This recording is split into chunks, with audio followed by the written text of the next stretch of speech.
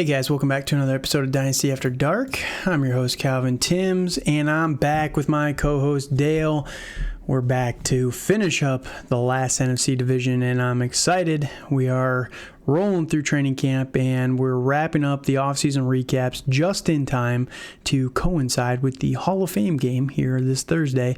And yeah, it's going to be a good time. We're getting all these reports and all the hype pieces and all that fun stuff. And I think next week we're going to have a recap, training camp recap next week. And I will say, unfortunately, our 5 days a week or 7 days a week is going to be coming to an end here soon for the benefit of our own mental health. But I don't know how some people do this 7 days a week. It's crazy, man. It is just absolutely crazy. That's because that's their full-time job. And yeah. I guess. I guess. That's fair. That is fair. You can follow us on Twitter at TDC_Calvin, at Dynasty_Dale. And yeah, we're going to be going through the NFC East, the last NFC division, probably the best NFC division, the most competitive NFC division, some would argue. But before we do that, if you can, please subscribe to the channel. Please leave a comment down below. Like the video. Dale's been killing it with all these little shorts, breaking news out there, and he's going to teach me, so I'll put out some of them too. But so if you like my opinions more than Dale's, Dale's a known hater, or so I've heard from the comments. Every day, man, every day.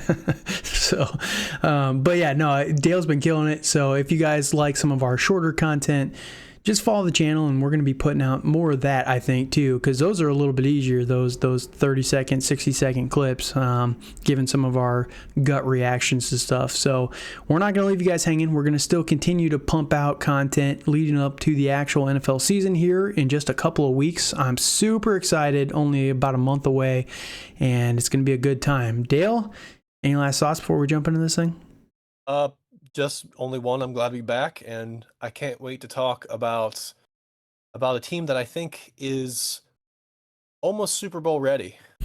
Almost, huh? Almost. It's close. Well, for them to be Super Bowl ready, I guess the first thing, and if this is your first time checking out the video, thank you for checking us out. We're going to be talking about the coaching changes, the free agency changes, and then the draft, and then giving our full thoughts of all the positional breakdown at the end of the podcast, somewhat intermittent in the video as well. So, you don't have to wait till the very end, but I think we have to start with the coaching changes here, and they're going to have the biggest impact on this entire offense going forward, from a real football standpoint, from a fantasy football standpoint. And that all started with them firing Kellen Moore after last year, after the playoffs. They flopped out the hilarious Ezekiel Elliott snapping the ball play. That was horrible. That was just absolutely terrible. But it was. They bring in Brian Schottenheimer to replace him, which I would fairly argue that it's a downgrade there. Mike McCarthy's going to be taking over play calling, and we talked about this with Kellen Moore a little bit with the Chargers video, so go check that one out if you want some of our thoughts on that. But I do think that Kellen Moore did get a little cute at times, and that was my biggest frustration with him. I know everyone likes him from a offensive coordinator standpoint, and he's good. Don't get me wrong. He is a very good offensive coordinator, but sometimes he just gets so cute, and every play doesn't have to be a gadget play, and that's what it felt like a little bit with Dallas the last couple of years. So I do think that Mike McCarthy can be good. If you go back to the last time he was actually calling plays for Green Bay, I get it. They had Aaron Rodgers, who was a probable first ballot Hall of Famer when he retires. Some call him the best quarterback in the history of the game. I wouldn't personally, but Aaron Rodgers did make up for some of those faults in Mike McCarthy's play calling, right? Yeah. But Mike McCarthy still did run a fairly successful offense most of his last tenure with Green Bay, and I do think that they're going to be just fine. Now, Schottenheimer is a known run play specialist, I guess, and that's where everyone thought that when they hired him, he's going to be hiring him means that they're going to be going very heavily into the rushing side of the offense, and all these pass catchers are going to be worth less and all of that. And I actually don't agree with this take at all. I'm completely opposite just based on who they've added and everything like that. But what's your thoughts on these coaching changes and bringing in Schottenheimer here? Yeah, I don't think it's going to really change much. It's going to be a Mike McCarthy system, and, I guess the more I learn about the players they brought in and seeing this, I do agree with that, I still think they're going to be, I wouldn't say they're going to be run centric, but, I think they're going to be similar to where they were last year. But I think my worry is that Mike McCarthy's systems get stale after a while, and that's my biggest concern because, I think he has a fairly old school football mentality, and that's not really good in the modern age. I kind of wish they would have fired Mike McCarthy personally and just kind of and just started over. I don't think they should have hired him in the first place because I don't think he knows a lot about what he's doing personally. But, he's a good head coach. He's just not a great one. Yeah. Yeah, he's decent. Like I would say I would say he's mediocre, which honestly for it's for an NFL coach is pretty good. Yeah. So, yeah. Right. But yeah, I'm not really I don't think there's going to be a lot of big changes in the offense. I think they're going to do very similar to what they did last year, personally. Yeah, for sure. And I think that rolls perfectly into the free agency period that they had this last year. And, why I'm not too worried about them bringing in Brian Schottenheimer. Everyone out there for a long time, it's slowly starting to change the last couple of weeks as people are starting to backtrack and backpedal a little bit here. But every single move that they made this entire offseason makes no sense to focus on the running game. And here's why. So they franchise tag Tony Pollard. They let Ezekiel Elliott walk, and I still believe that Zeke is going to be back with this team. To be honest with you, I do think that he's going to come back. They re-sign Rico Dowdle. They bring in Ronald Jones, and they trade for Brandin Cooks from the Houston Texans. Excuse me real quick. Sorry about that. They lose Dalton Schultz. So the offensive players, they take a little bit of a hit in free agency, but they also lose T.Y. Hilton. They lose Noah Brown, basically swap Noah Brown for Brandin Cooks. So that's probably an upgrade there. But yeah, they don't really bring in anybody in the rushing game. And when you look at who was behind Zeke and Pollard, it's not the most inspiring group of guys there. I do think that this offensive line is going to be pretty good still. They have good depth and good talent there, but if they get hit with the injury bug that they've had the last couple of seasons, that's where it gets a little concerning for me personally. But as long as they're all healthy, they're going to be top 15, top 10 potentially offensive line.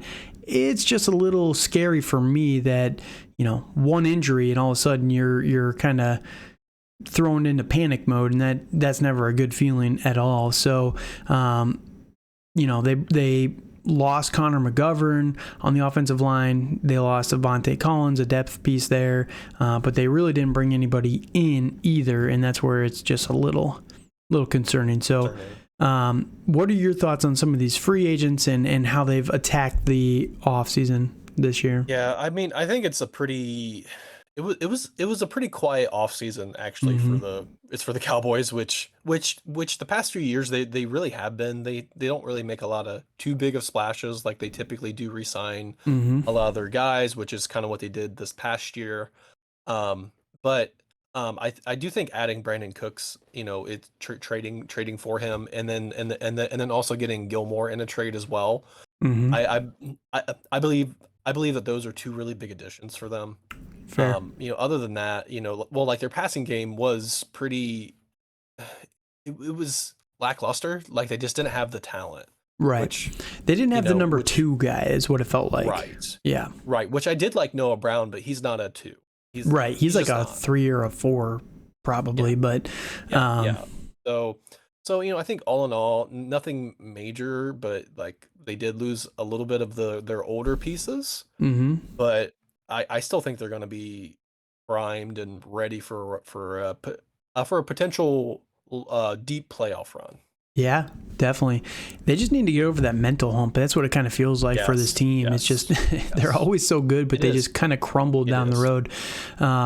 But yeah, so they did bring in Chuma Edoga from the New York Jets last year and a guard to kind of replace Connor McGovern. So that's not terrible. They also traded for Stephon Gilmore, like you mentioned. They re-signed some big names on the defensive side. Now, they're short contracts, 1 year for Dante Fowler, but he's still a good player. Leighton Vander Esch, 2 years, $8 million. So, he's a good player as well. He's gotten over the injury bug that kind of plagued him early in his career as well. Re-signed Donovan Wilson, but they really didn't bring in many guys like you mentioned before. Lost a few guys, not anybody crazy on the defensive side of the ball. So ideally, it's going to be a little bit better on that side, especially when you take into account the draft, which they attacked heavily on the defensive side of the ball early in the draft, and then they kind of tried to attack the offensive side a little bit later, which is a little risky, but sometimes it can pay off. They go Mozzie Smith, number 26 overall in the first round, defensive tackle out of Michigan. Followed that up with Luke Schoonmaker, tight end out of Michigan. So back-to-back Michigan players there. They go DeMarvin Overshone, linebacker out of Texas in round 3. Round 4, they get Vilamai Fajeco, defensive end out of San Jose State. In round 5, Asim Richards, tackle, and this is where they kind of switch to more of the offensive side, right, out of North Carolina. In round 6, they go cornerback and running back, Deuce Vaughn and Eric Scott Jr. Deuce Vaughn, the running back out of Kansas State. His dad is actually on the scout team, so it's kind of a cool moment. But absolutely was a fantastic moment in the draft to see his dad be able to have his son be drafted by the same team that he was with. Yep. It was really cool. It was really cool, and if you haven't checked it out yet, I will say, go check out the Twitter play of Deuce Vaughn running through the defense, and it's like he's a little child. Dude, it's like someone took a regular running back and just used ChatGPT to make him smaller or something. I mean, basically, like it looks like a little child running through these trees of human beings. Yep. It is hilarious. So I wish all the best success on this guy, but he was so good in college, and the fact that he's just 5'6", he was just so small, man. He's like 155, 160. He's just a tiny dude. I actually, like, it does have him at 5'5", 179. 180, dang. Okay. Yeah. That's a little bit better, but he's still just so small that it is very kind of funny, but, Deuce Vaughn, he's worth a stab late in your rookie drafts. We'll talk about all the running backs here in just a minute, but yeah, if you want a good laugh, a good chuckle, just go watch the Twitter highlight right now, and it's a good time. But so Eric Scott Jr., cornerback out of Southern Miss, that they took in round 6 as well, and then Jalen Brooks, wide receiver out of South Carolina. Pretty solid top half of the draft. I do think Luke Schoonmaker in the second round was a little silly, in my opinion, especially with all the other tight ends that they have. But I don't understand that. Like, I honestly thought that Darnell Washington would have been a perfect fit. I'm with you 100%. In a Cowboy uniform. I think he would have done really well there, and been that extra lineman. It had to have been something to do with the Michigan connection, because I don't think it's a coincidence that back-to-back first round and second round pick were Michigan players. Like maybe they just really heavily scouted Michigan, and they didn't scout some of the other schools as much potentially. But I think they maybe really wanted Jim Harbaugh to be their coach, and that's possible. Just know all, and they just know all the players, because they did get another Michigan player in the first round a couple years ago with Taco Charlton. I think that would have been 5 or 6 years ago. Yeah, that was a while ago. But all right, so all in all, a decent offseason. I don't think it was that good. It was kind of just run of the mill. It was mid. Nothing splashy, nothing terrible. And again, I do think that they're going to re-sign Zeke here once training camp kind of rolls along. It seems like Zeke's just he's older. He just doesn't really want to do the whole training camp thing, which props to him, I guess. But if you're in best ball, I think Zeke is a great stab late in your draft, because He's going to be solid. I think he's going to be a solid RB2. He's just not the old Zeke top 3 type of guy anymore, and that's just how it goes with these running backs once they start getting older and a ton of touches. So, defensive wise, I think that this team is going to be decent. I think that they're going to be above average. They were pretty good last year. They're going to build on that this year, in my opinion. They really didn't lose anybody major, like I mentioned before. We're able to re-sign some of those guys. So I think the defense is going to be able to keep them in a lot of games, and it'll overcome a few of the decision-making choices that Mike McCarthy wants to make, which is to slow the game down a little bit and kind of have longer, more drawn-out, periods on the offensive side of the ball, right? So, and I think that's going to help this defense. But something that they did do, it was a few days ago, was give Trevion Diggs the bag. Yeah, they just re-signed Trevion to a massive extension as well. It was a massive deal. Yeah, it was a 5-year, $97 million contract extension. So, they are actually trying to put some commitment into that back end of that defense that's struggled for the past decade or so. Yeah, for sure. And again, I do like what they did on the offensive side as well. Some of the names that they brought in versus who they've lost, right? So let's jump into the quarterbacks here. We talked on the offensive line. As long as they're healthy, it'll be fine. If they struggle, it scares me a little bit. This team has never really done well when the offensive line has been a nightmare, and it's kind of been a nightmare the last couple seasons. But again, all it takes is one good year, right?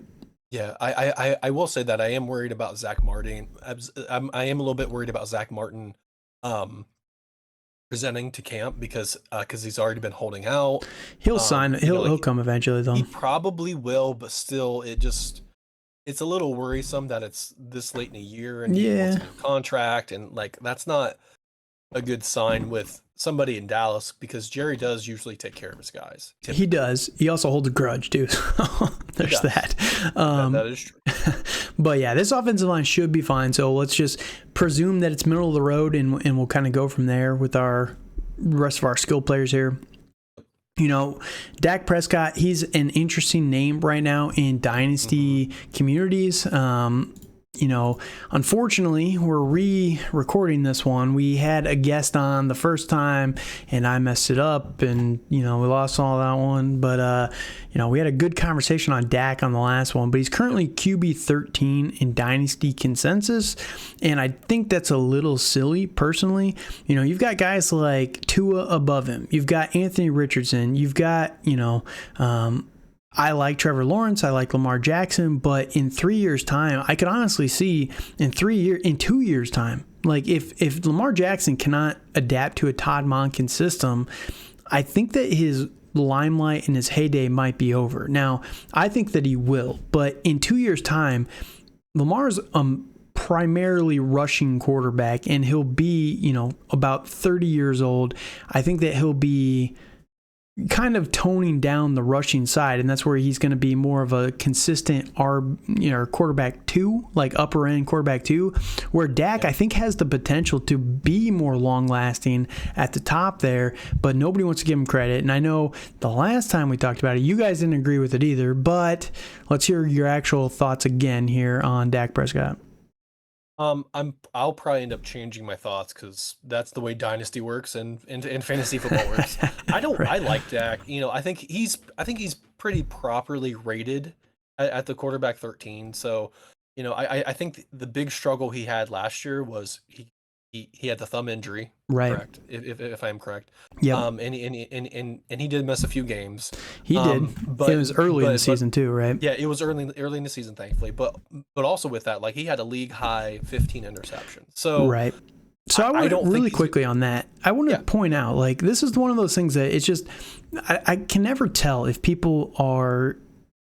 If it's malice that people say this stuff, or it's just ignorance or what, but it's the dude broke his hand on his throwing hand, or broke his thumb on his throwing hand, missed a month to come. He rushed himself back. As soon as he could get back, he was back. It's do we not just give him a little bit of leeway? He was really low in his touchdowns as well versus the year before, and he threw more interceptions. And I don't really feel touchdowns and interceptions are sticky stats. So right, but it's like, can we not give any of the credit to the broken thumb on your throwing hand? You know what I mean? Like, why is nobody like that's just one of those things that's silly to me, right? It's because he's the Cowboys quarterback. I guess, but it's that is why like he has a target on his back, and he has for the past 7 years. So yeah, that's fair. I do think he's going to be pretty good. I will say that his rushing numbers ever since he broke his ankle back in, what was that, 2020? Yes, yeah. Yeah, so have gone down. Like he was going to be a star in 2020. Like he was throwing bombs left and right, but his rushing numbers and rushing touchdowns have gone down tremendously. Right. I will say that last year he only played 12 games and had 45 rushing attempts. And you look at that and in 2021 he only had 48 rushing attempts. But if he would have played the whole season last year, he would have been on pace for about 65 rushing attempts, which is right in line with where he was before when he was really good in that aspect. So I think that he's finally feeling more comfortable with the ankle, and he's going to start to utilize that a little bit more. I never think that he's going to be back to a 6 touchdown type of guy, but if he can add like 4 rushing touchdowns versus 1 that he had last year, especially with who they have at the running back position, I just think that Dak has a lot more opportunity than people want to give him credit. But that it is what it is. I understand the ranking. I just want to put him out there as for me a screaming buy, just because he's being so devalued. I do hear that, and I think he's the one. He is one of the. It's for me like the past year or two. Like he's someone I do want to get on my team because I know he's gonna be pretty solid. Right. And he's pretty consistent. I mean, he did have a down year last year, but I think that's because he rushed back. Right. I think the offense was too predictable. He was trying to play hero ball, and I think they're going to be, we always say this, as long as the team stays fairly healthy, they'll be fine. But you can always count on some kind of injuries, unfortunately. That's true. That is true. But no, so Dak Prescott, he's the clear leader. They do have Cooper Rush behind him, Will Grier. Don't really care about those guys for Dynasty. If Dak goes down again, I have no expectations for Cooper Rush long term. So, I'm not really trying to invest in either one of those guys. So, running back wise, let's talk about these guys. Tony Pollard's the clear number 1. Behind him, you got Malik Davis, who I think most people agree is probably the number 2. I don't really see what a lot of people see in Malik Davis. Like, I understand that. We can have that conversation, but behind him, really quickly. Real quick. So you've got Tony Pollard, Malik Davis, Ronald Jones, and then Deuce Vaughn, and then Rico Dowdle as well. But whatever. I think he's a special teamer mostly. So let's talk about Malik Davis really quickly, and let me hear your thoughts on why people are over the moon on him as the number 2. Right. Yeah, that's fair. I really liked him last year. He was the third running back, and when he came in, he was very explosive. I felt he gave a lot of Tony Pollard energy. Sure. So I feel he's very, very similar to that. So I think he could have a decent year. I don't think I think he's a stash. Unfortunately, there's no draft capital in him, and he signed on the practice squad, kind of stuff like that. So I think he's going to be the running back 2, because Ronald Jones is garbage. He's been garbage for a long time. And Deuce Vaughn is just too small. He's just too small. I do love Deuce Vaughn. I do too. He's fun. I think he could be really fun, but for Dynasty, no thank you. Yeah, he's just a college player. Like that's just how it is. That's unfortunate, but Yeah, I view him like Darren Sproles. Darren Sproles did have a couple extremely fantasy relevant seasons, and and like I think he was close to running back one year with Andy Reid. Yeah, he was good. So, he was good. Yeah. So, but I don't think Sproles can do that in this NFL by any means. So, I think if you have him in best ball, I think that's where he's best served at. Yeah, for sure.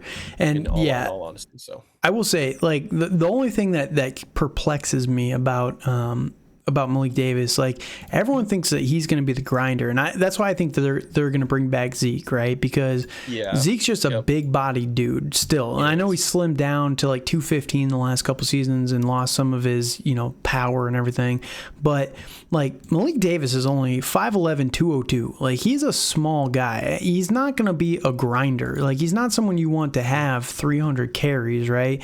I just don't think that's really his game that a lot of people seem to think is going to be his game, and that's why ultimately I think that they're going to bring in a Fournette or a Zeke or even a Dalvin Cook if they can still swing that somehow. But I think they're looking for someone who can take a decent amount on the ground away from like Tony Pollard. Tony Pollard's so explosive in the receiving game, and when you get him into space on the ground as well, like he can pop off some runs. But I mean, last year still, even he only had 193 rushing attempts. So he's not a guy that's seen a massive Zeke type of workload, right?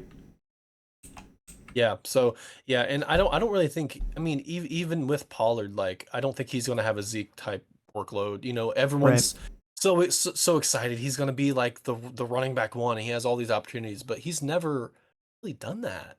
Pollard or Pollard. Yeah. Okay. Yeah. Like I don't. He was. I kind of see him more as like a wide receiver because he was a wide receiver coming out of Memphis. Right. So, yeah, he's like Antonio Gibson, right? Yeah, very, very, very, very similar. So, I think he could have another 1,000-yard season, but I don't think he's there's really no goal line guy. Like there's no exactly. Guy. Exactly. Like they're all kind of small guys. I mean, they are small. Yeah. Pollard, yep. I'm with you. I mean, Pollard's 6 foot, which is taller than most of the wide receivers that we had drafted last year. It's true. Ironically, but I just don't see him as a guy that's going to carry the rock 25 times, and be able to sustain that. Like he's more of the short burst guy, and that's where I think that either if Zeke comes back, that's going to be fantastic for them. But that's why I also like Malik Davis. He can kind of spell him and kind of do some of the similar 1A, 1B type of thing. Yeah, exactly. So that they're not really going to lose a lot of that firepower. All right, let's jump on the wide receivers here quickly and kind of talk through some of them. Lamb is still the number one, obviously, for this team. And I guess we can kind of lump in the tight ends here. Yep. Brandin Cooks, they traded for him as well. Michael Gallup is finally getting healthy, and I kind of like him to be the number 3. I like Brandin Cooks still to be the number 2. I think Brandin Cooks is not cooked just yet. I think that he's still got some talent and ability that he's got stored up. Now, as far as the tight ends, I'm not taking a stab on any of these guys. Jake Ferguson, Luke Schoonmaker, Peyton Hendershot, I don't care about any of them. Is there a tight end that you really care about at all? If there's only, I think Luke Schoonmaker is injured right now, and that's why Jake Ferguson's been getting has been getting some more reps. Sure. So if you're gonna roster anybody, I think it's gonna be Ferguson. Yeah. But he's a deep stash. Like he's probably on a lot of waivers. He's not anybody I really want, and these other guys I don't even want to look at. Yep, I'm with you 100%. So let's just talk about the receivers then. Obviously, again, CeeDee Lamb, he's just dynamite right now. I've been feeling better about him in Dynasty, and especially this year. I do think he's going to have a good year. I don't think he's going to have. I mean, I still think he's going to have a top 12 year, probably top 7. But I think it's a little bit capped because I do think Cooks isn't cooked. He's not. Yeah. It's compared to, I think people might think of him in the same realms as like an Allen Robinson because he goes to all these teams, he's injured, this and that. But, right. But like Brandin Cooks has been good anywhere he's gone. Yeah, he's been a wide receiver too his entire career, basically. His entire career. So I mean, I think he's going to fit very well in this offense, and I think it's really good for Michael Gallup to be the third option. So yeah, I agree. I'm really excited for all these guys. I think all of these guys could have starting potential. and well, as in like flex potential for like Gallup, Sure. especially. So, I wouldn't be shocked if they finish in the all three of these guys finish in the top 40. Yeah, I think that's definitely doable. So this might be a hot take. I think CeeDee Lamb's going to finish top 5, and I think Brandin Cooks is going to finish top 18. Fair enough. So, that's where I think I believe in these guys. You look at what Dak has done the last couple of years. I mean, even last year, he played 12 games, he had just under 3,000 yards in 12 games. You add another quarter of the season on, he's right around 4,000. He's always kind of been around 4,000 except for his sophomore year and the year that he got injured. So I think that they're going to try and throw the ball a lot based on the skill players that they have on this team. I think Dak's going to be thrown for about 4,500 yards, give or take, 4,000 to 4,500 yards. And you dish that out, and it's got to go to somebody. So I think CeeDee Lamb, if you go back to Mike McCarthy, and we're kind of going back to the coaching staff, right? Jordy Nelson was always an elite player with Mike McCarthy and Aaron Rodgers. Yeah. I think that CeeDee Lamb could fit that role for this team. That's kind of what he would fit into. And then you have Brandin Cooks, which would be the Randall Cobb of the offense. He can maybe get a little bit more of the dump offs, or you switch those, right? And you make Brandin Cooks more of a Jordy Nelson. Maybe CeeDee Lamb is going to be more of the Randall Cobb, the slot player, because they like to use CD more in the slot. But I think that the volume between those two guys, I would not be shocked if there's about 300 targets just to those two guys this upcoming season. Maybe a touch under that, but I could see CD right around 150 again, easily. Oh, easily. So, I can see him probably being closer 160, 170. Yeah, for sure. Everything going on. So, I think especially if they don't re-sign Zeke, because I know definitely. Dak, I know Dak does like to throw to the running back, but and tight end, right? And tight end. So like they don't really have the tight end. So I think that's something to look out for, though, in the first kind of month and a half of who's going to kind of emerge in the tight end area. But I think it's going to be a mixed bag. So for sure, unfortunately. So, I mean, that's been Dak's bread and butter. Like he had Jason Witten, he had Dalton Schultz, and now he has a bunch of nobody's. Don't worry, just going out there. They'll trade for Brock Bowers next year, so it'll be fun. Probably. That'd be actually nuts. I would love that. That would be insane. But yeah, so last thoughts on Brandin Cooks really quickly. He is currently the wide receiver 53 overall. So I just think that there's just massive value. I get it. He's almost 30, but again, he's someone that I think can play for quite a few more years and still be more years. And maybe he's never going to be a top 12 type of guy, but you need more than just top 12 guys at the wide receiver position. You need guys that are top 24. The more guys you can get that are just good players, the better it is for your team. So, Dallas, I'm with you. I think that they're going to make a deep playoff run. I really, really do.